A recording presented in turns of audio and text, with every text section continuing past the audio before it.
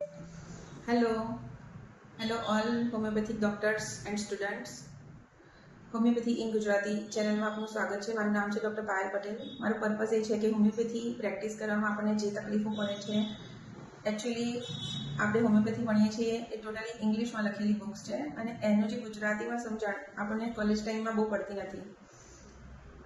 ફિઝિકલ્સ પરથી જઈએ તો ઘણીવાર ફિઝિકલ સિમ્ટમ્સ મેચ કરીને મેડિસિન પણ આપી દઈએ, પણ ઘણીવાર રિઝલ્ટ પણ મળતા નથી એટલે આપણો કોન્ફિડન્સ તૂટતો હોય છે.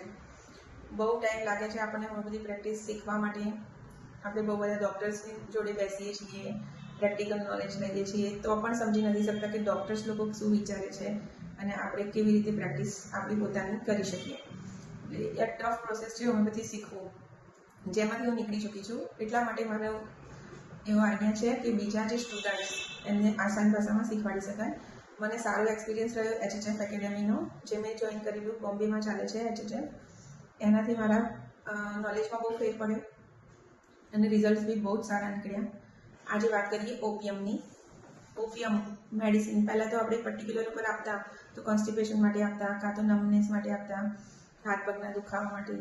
આનાથી વધારે તો વિચારી નહોતા શકતા. પણ ઓપિયમનું માઇન્ડ જોઈએ તો HHFમાં જે શીખવાડ્યું અને પછી જે ડૉક્ટર દુબેની જે આપણી બુક ફર્સ્ટ યર કોલેજમાં ભણતા હતા એમાં પણ એ જ લખેલું હતું, પણ જે પહેલાં આપણે નહોતા જોઈ શકતા પેશન્ટની અંદર, તે હવે રિકોલ થવા લાગ્યું, રેકગ્નાઇઝ થવા લાગ્યું કે હા, આ પેશન્ટ ઓપિયમનું છે, પણ આપણે નોલેજને એપ્લાય નહોતા કરી શકતા. તો એ વચ્ચે બહુ જ મોટી ગેપ આવતી હતી. તો ઓપિયમ પેશન્ટ કેવા હોય છે? તો ઓપિયમ પેશન્ટ, ઘરના લોકો એમ કહે કે આ માણસ બહુ શાંત છે, તો વિચારવાનું કે ઓપિયમ પણ હોઈ શકે. કન્ટેન્ટ હોય, શાંત હોય, સંતોષી હોય, એને બહુ કોઈ ડિમાન્ડ ના હોય. દુબેમાં પણ લખ્યું છે wants of nothing, complaining nothing. બસ એની રીતે એ રહેતું હોય. બીજી ભાષામાં આપણે ગુજરાતીમાં સાદી ભાષામાં કહીએ તો ધૂની પણ કહી શકાય. પણ એ લોકો હોશિયાર પણ એટલા હોય છે, એમની મેમરી એક્ટિવ હોય છે. એ લોકો જે કામ કરે એ કામને બહુ જ મહત્ત્વ આપે, એની અંદર ઊંડા ઉતરી જાય. ટોકિંગ ઓફ બિઝનેસ, કામની જ વાત કરે. એલર્ટ હોય છે. એલર્ટ એટલે કે શું ચાલી રહ્યું છે આસપાસ એ હંમેશા એમના ધ્યાનમાં હોય છે. ભલે એ લોકો કમ્પ્લેન નથી કરતા, એમને કંઈ જોઈતું નથી, પણ એલર્ટ મોડ ઓન હોય છે. કારણ કે ઓપિયમ બેઝિકલી ફિયરફુલ પર્સન છે. આપણે આગળ જોઈશું કે કેવી રીતે એને ડર લાગે છે. કન્ટેન્ટ છે, એલર્ટ છે. એમને અગર જ્યારે બી કોઈ બી તકલીફ થાય તો જલ્દી કમ્પ્લેન નહીં કરે. Indifference to complain, indifference to suffering, complain does not. મતલબ કે સફરિંગ, એમની બોડીમાં કોઈ બી પ્રોબ્લેમ હશે તો એ તરફ ઇનડિફરન્સ, મતલબ એ તરફ ધ્યાન ના આપવું, એને પ્રાયોરિટી ના આપવી, ચાલ્યા કરવું. કન્ટેન્ટ માણસો શું કરતા હોય કે કોઈ બી વસ્તુનો સ્વીકાર કરી લેતા હોય. એટલે જે બી તકલીફ હશે. કેસીસની વાત કરીએ ઓપિયમમાં. ફર્સ્ટ કેસ મારો હતો, એક દાદા હતા, અરાઉન્ડ 70 યર્સ. આવેલા તો એમણે કહ્યું કે મને છીંકો બહુ આવે છે. કેટલી છીંકો આવે છે? તો 100 જેટલી છીંકો આવે સવારમાં. 100 એટલી સ્નીઝિંગ, એટલું બધું છે એમનું. તો શું કર્યું દાદા? એના માટે કંઈ નથી કર્યું. તો પછી આ વધી ગઈ એટલે હવે વિચાર્યું કે હવે કરવું પડશે કંઈક. તો એના પરથી ઓપિયમ કે પહેલાં કન્ટેન્ટ હતા, ઇન્ડિફરન્સ ટુ સફરિંગ હતા. છીંકો આવતી હતી, ચાલે જતું હતું, આવતી હતી, ચાલે જતું હતું. પણ એક પીરિયડ કરતાં વધવા લાગ્યું. એક લાંબા ટાઈમ સુધી, 2-3 મહિના સુધી ચાલતું હતું. પછી એમને લાગ્યું કે ના, આ તો બહુ વધી ગઈ એવું સ્ટ્રાઇક થયું, તરત જ એ દવા લેવા આવ્યા. એનો મતલબ છે ફિયર ઓફ એક્સ્ટ્રાવેગન્સ. એક્સ્ટ્રાવેગન્સ મતલબ અતિશય થઈ ગયો. જ્યારે અતિશય થઈ જાય ત્યારે ઓપિયમને ડર લાગે. ત્યાં સુધી ઓપિયમ મળે નહીં. કોઈ માણસને આપણે કહીએ કે આને છે જલ્દી ગુસ્સો ના આવે, લિમિટ જતી રહે, માથા ઉપરથી જતું રહે, ત્યારે ગુસ્સો કરે. મતલબ અતિશય વસ્તુ થઈ જાય ત્યારે ઓપિયમ રિએક્ટ કરે. અને ફિયર ઓફ એક્સ્ટ્રાવેગન્સ મતલબ કે હવે એને લાગે કે આ વસ્તુ હવે વધી જશે. એલર્ટમાં તો હોય જ કે શું ચાલી રહ્યું છે મારા બોડીમાં. છીંકો આવે છે, ઓકે આવે છે, પણ વધી તો પછી તરત એનો ઉપાય કરીએ. સેકન્ડ કેસમાં એકને હતા, 12th સ્ટાન્ડર્ડના એક છોકરાને, અને એની બેન એને લઈને આવે છે કે એકને એટલે કેટલા બધા એકને, આખું મોઢું, ફોરહેડ, આ તે ગળા સુધી બધું એકદમ ભરાઈ ગયેલું, બહુ પસ થયેલું, અને અડદ અબણ ઉપસી આવેલા, અને પરુ બી નીકળે, એટલા બધા એના પિમ્પલ્સ. અને એની બેન એને લઈને આવી તો પૂછ્યું કે શું કમ્પ્લેન છે, એટલે એને બી એકદમ શાંતિથી જવાબ આપેલો કે ખીલ બહુ થયા છે. એટલે તને પ્રોબ્લેમ શું છે? કશો પ્રોબ્લેમ નથી. એની બેનને પૂછ્યું કે એનો સ્વભાવ કેવો છે, એટલે એ કહે કે એને ઊંઘવા બહુ જોઈએ. 12th સ્ટાન્ડર્ડમાં છે ને તો એ ઊંઘ જ કરે છે, સવારે 11 વાગે ઉઠે છે ને આમ ને તેમ. એટલે એની બેને એ બધી એની કમ્પ્લેન કરી. પણ અમે કંઈક કહીએ છીએ ને પૂછીએ છીએ ને તો એ ચીડાઈ જાય છે. અને મારી મમ્મી બીજી જગ્યાએ જોબ કરે છે, તો જ્યારે મમ્મીનો રોજ ફોન આવે અને ફોન આવે ને એટલે એને પૂછે કે ત્યારે શું વાંચ્યું, ત્યારે એને બહુ ચીડ આવે, ત્યારે બહુ ચીડાય છે, એને ગમતું નથી. બસ આ જ એનો સિમ્ટમ્સ હતો. અને એના પરથી મેં એને ઓપીએમ આપેલી, કારણ કે એ ખુદ કન્ટેન્ટ હતો, એને કોઈ જ પ્રોબ્લેમ નહોતો. પણ જ્યારે એની મમ્મી એને ફોન કરીને પૂછે રોજ કે ત્યારે શું વાંચ્યું, તો એને ડિસ્ટર્બ થતો હતો. એને ડિસ્ટર્બન્સ નહોતો જોઈતો, ઇરિટેબિલિટી ડિસ્ટર્બ વેન, એમાં ઓપીએમ છે.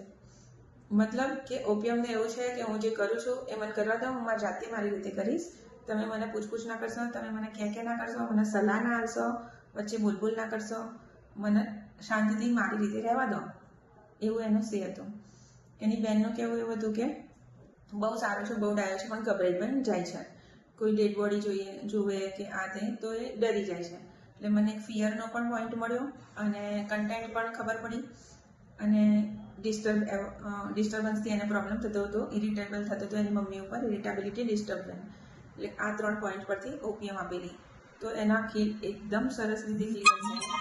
3 થી 4 વાર એ લોકો મેડિસિન લેવા આવ્યા. છેલ્લે એના ફેસ પરથી બધા જ ક્લિયર થઈ ગયા હતા. 3-4 નાના મોટા રહ્યા હશે, પણ મોટાભાગના ખીલ જતા રહેલા. અને એ છોકરાને ફ્રેશનેસ આવેલી, સ્ટડી પણ ઇમ્પ્રૂવ કર્યું હતું, ઊંઘ પણ ઓછી થયેલી. અને એની બહેનનું ફોલોઅપમાં કહેવું એ હતું કે એ હવે છે ને થોડું રિએક્શન આપતો થયો છે, જે પહેલાં નહોતો આપતો. એટલે હોમિયોપેથી કયા લેવલ પર ઇફેક્ટ કરે છે કે એના માઇન્ડમાં જે ઇનસેન્સિટિવનેસ હતી, રિએક્શન નહોતો આપતો, એની જ ધૂનમાં હતો, તો થોડી સેન્સિટિવનેસ આવી, સામેવાળાને જવાબ આપતો થયો.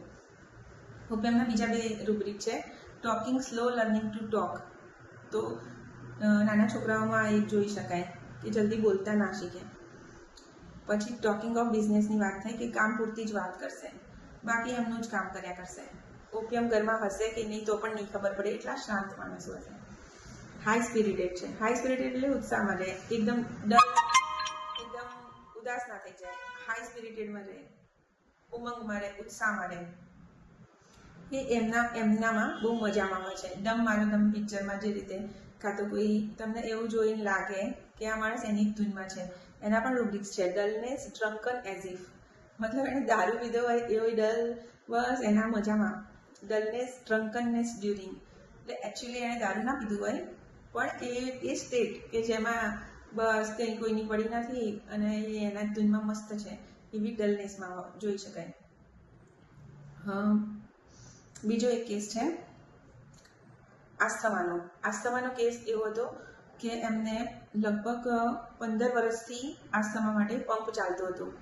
એ ભાઈ જ્યારે આઈટીઆઈમાં ભણતા હતા ત્યારે એ ગામથી આઈટીઆઈ સાયકલ ચલાવીને આવતા. એ વખતે એમને બહુ એક્ઝર્શન પડતું. એ એક્ઝર્શન પછી એમને ત્યારથી જ ખાંસી ચાલુ થઈ, ત્યારથી ડિસ્કમ્ફર્ટમાં જે રહેવું પડ્યું, એનાથી પછી એમને ધીરે ધીરે શ્વાસ ચડવાની તકલીફ સ્ટાર્ટ થઈ. ત્યારથી એમના પંપ ચાલુ હતા. તો અત્યારે એ જોબ કરે છે, એમની વાઈફ સાથે આવેલા, અને એમની વાઈફના સરસ શબ્દો હતા, એના પરથી મેં એમની દવા શોધેલી કે એમનો સ્વભાવ શાંત છે, ઓફિસના માટે સ્ટ્રેસફુલ છે, એમની વાત જલ્દી શેર ના કરી શકે, કોઈક જ વાર ગુસ્સો આવે, ઇન્ટ્રોવર્ટેડ, યાદ રાખીને. પછી મેં એમને કહ્યું કે ઓફિસમાં શું સ્ટ્રેસ છે. તો એમણે કહ્યું કે ઓફિસમાં જે એમની ટીમ છે એમાં જે એમને પોતે નવા માણસનું સિલેક્શન કર્યું છે, તો ટીમના બીજા મેમ્બર્સ એને પસંદ નથી કરતા, અને કંઈ બી એની મિસ્ટેક આવે તો કહે છે કે આને કર્યું, અને દોષ મને આપે છે કે આ માણસે એને પેલા માણસને સિલેક્ટ કર્યો અને રાખ્યો નોકરી પર. પણ આપણે એને સારું વિચારીને જ રાખ્યો હોય ને, આપણે બી એનો એક ચાન્સ આપ્યો હોય, ટ્રસ્ટ તો રાખવો જ પડે ને, તો રાખ્યો હોય ને. એટલે આ રીતનું મને જે દોષ આપે છે ને એ મને સહન નહીં થતો. એટલે એલિમેન્ટ ફ્રોમ રિપ્રોચીસ, આ પણ એક ઓપીએમનો એન્ટ્રી પોઈન્ટ છે. કન્ટેન્ટ છે, કમ્પ્લેનિંગ નથિંગ છે, ઇન્ડિફરન્સ ટુ સફરિંગ છે. અને આ પરથી એમને આસ્થમાના કેસમાં મેડિસિન આપેલી. એ બી ટોકિંગ ઓફ બિઝનેસમાં જ હતા. એમને પૂરો ટાઈમ એમની ઓફિસના એમના કામની જ વાત કરી. અને એમનો સ્વભાવ કેવો હતો કે એ તાત્કાલિક બીજા સામે બોલી ના શકતા પણ મનમાં રાખતા અને આવે ત્યારે એનો રિવેન્જ લેતા કે હા તે મને આવું સંભળાવેલું. એક રૂબ્રિક છે ઇનડિસ્ક્રિશન. ઇનડિસ્ક્રિશન મતલબ વિવેકહીનતા, સામેવાળાને ખરાબ લાગે એવું બોલી નાખે રિવેન્જમાં. ઇન્ડિગ્નેશન ફ્રોમ જનરલ ડિસ્કમ્ફર્ટ. આ રૂબ્રિકનો મતલબ કેવી રીતે લઈશું? ઇન્ડિગ્નેશન ફ્રોમ જનરલ ડિસ્કમ્ફર્ટ મતલબ ઓપિયમને કોઈ જગ્યાએ ડિસ્કમ્ફર્ટ ફીલ થાય તો પણ એને એવું લાગે કે મારી ડિગ્નિટી હર્ટ થઈ.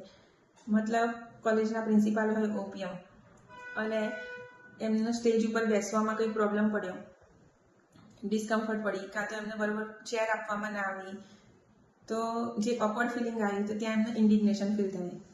એ રીતે કે કોઈ પણ એવા સોશિયલ ગેધરિંગમાં કે કોઈ પણ જગ્યાએ જ્યાં જનરલ ડિસ્કમ્ફર્ટ ફિલિંગ થશે ત્યારે ઇન્ડિગ્નેટ ફીલ કરે ઓપિયમ.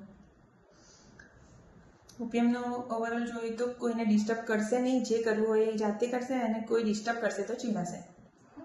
એટલે કે જીવો અને જીવવા દો. હું શાંતિથી મારી લાઈફ જીવું, તમે તમારી લાઈફ જીવો. પણ એ લોકો ઘરના લોકોને ઠંડા પડે, વોર્મથ ના હોય, ઇનસેન્સિટિવ પડે, સેન્સેશન બહુ ના પહોંચે એમને એટલે એ બતાવી ના શકે. ઘરના લોકો કહેતા જ હોય કે એમના આરામમાં વધારે રહેતા હોય. જનરસ ટુમાં પણ છે, મતલબ બધાને આપી દે, વસ્તુ આપી દે, મદદ કરી દે. એલિમેન્ટ ફ્રોમ ફ્રાઇટ ઓલ્ડ મતલબ એલિમેન્ટ ફ્રોમ ફ્રાઇટ મતલબ જૂનો ડર લાગી જવો. અને એમાં બે જ મેડિસિન છે, નેટ્રોમ્યુર અને ઓપિયમ. એલિમેન્ટ ફ્રોમ ફ્રાઇટમાં જૂનો ડર બેસી ગયો, એકવાર કોઈના પનિશમેન્ટ થતી જોઈ અથવા તો કોઈ એવું ઘટના જોઈ, horrible things, sad story of a પ્રોફાઉન્ડલીમાં પણ ઓપિયમ છે. એ પછી મારી જોડે આવું થશે તો એવો ડર પણ બેસી શકે.